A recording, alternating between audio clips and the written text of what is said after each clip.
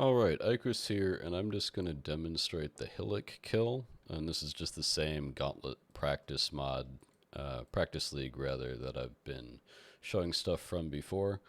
In the actual upcoming gauntlet, he's going to have 40% haste and he's going to have more life, so it's going to be a little bit difficult. But I think the technique ought to be still the same, even with the increased haste. If it's not, we all might be in a little bit of trouble. We might have to do something as silly as farming zombies to get slightly better gear before we fight him. But I think the technique should be fine. He's even because you'll see with 20% haste, there's still a lot of sort of room for error in the most dangerous phase of him, which is when he has the sword.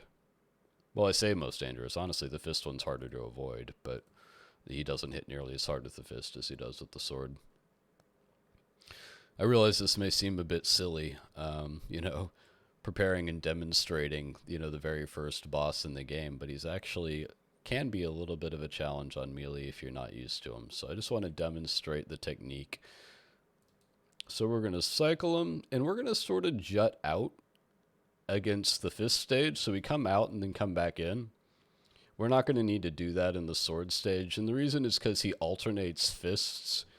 And I think it's just easier to be out of range than to just do this circling, which is what I'll demonstrate.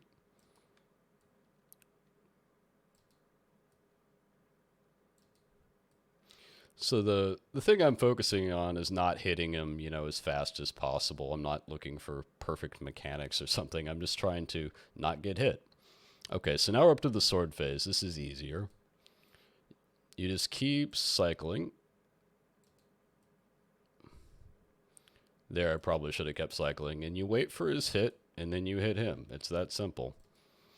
The issue, I think, in the upcoming gauntlet is that he's going to have so much more life, which is going to be annoying. So you're actually going to run out of mana while you fight him, I'm pretty sure. And if that's the case, I don't recommend hitting him with your default attack. I would rather just keep circling him and allowing the mana to regenerate, as sort of boring as that sounds. I wouldn't even bother to go farm any like zombies to get flask charges. I would just keep circling and let the regen happen. I'm going to take him closer over here. So if you see that I accidentally did a default attack there, and it's a slightly different animation, and it's a little bit slower, which is, I think it's not something that you want to do when you just want to get a nice clean kill. Jeez. Yeah, so don't let that happen. Don't be stupid like me. There. So the gauntlet is going to be that, but longer, and he's going to be a little bit faster. But really, if you're not an idiot like me in that last moment, if you keep circling him and hitting him after he tries to hit you, you ought to be fine.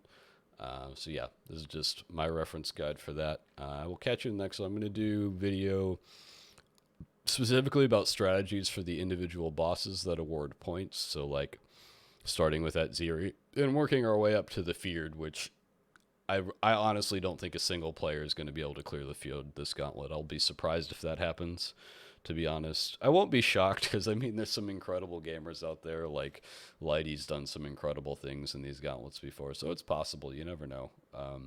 But I think the Feared is going to be incredibly, incredibly difficult with these mods.